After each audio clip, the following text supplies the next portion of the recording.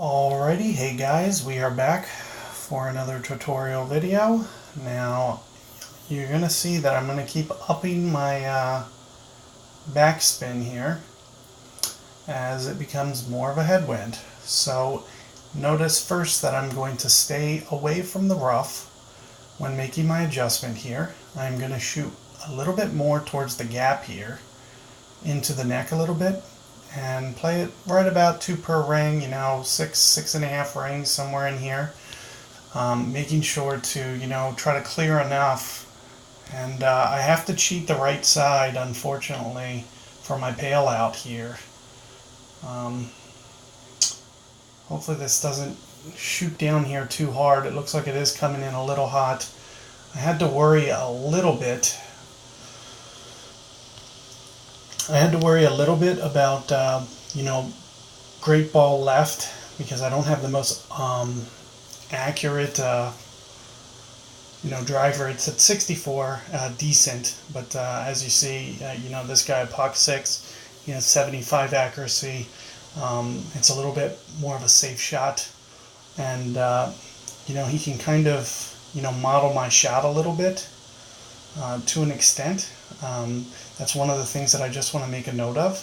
Wherever you saw my ball land, you can basically assume that yours will land similarly.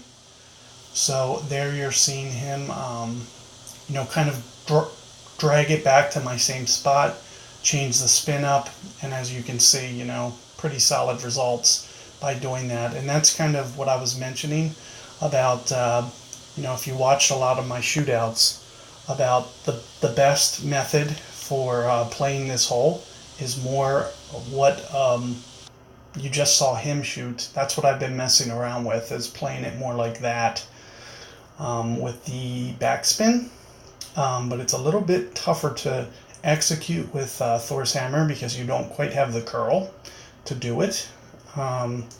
So I've been just kind of staying away from that shot because you have to be so precise. I mean, you can see the way my ball came in, how it came in very right, and I try to stay away from shots that do that.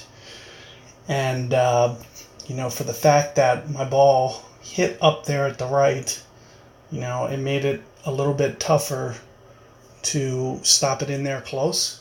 But the best way that, you can hit a shot coming in there is very, very much like the way that you saw him kind of set up to do it. And that's the way that I've been kind of doing it myself with POC 7. So keep that in mind.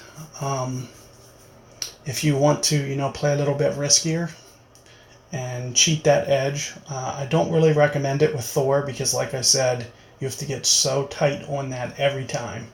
You have to land it there like every time because you don't have the curl that that guy just had to be able to still get it to the left enough. So you got to be real careful when you're doing that without an apocalypse.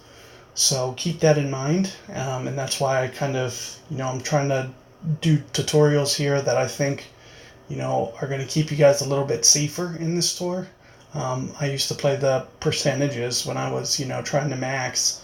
I wouldn't go for the most risky shot in the world. I'd just kind of take the safe route, just play slow and steady, put it at 3 yards, put it at 3 yards.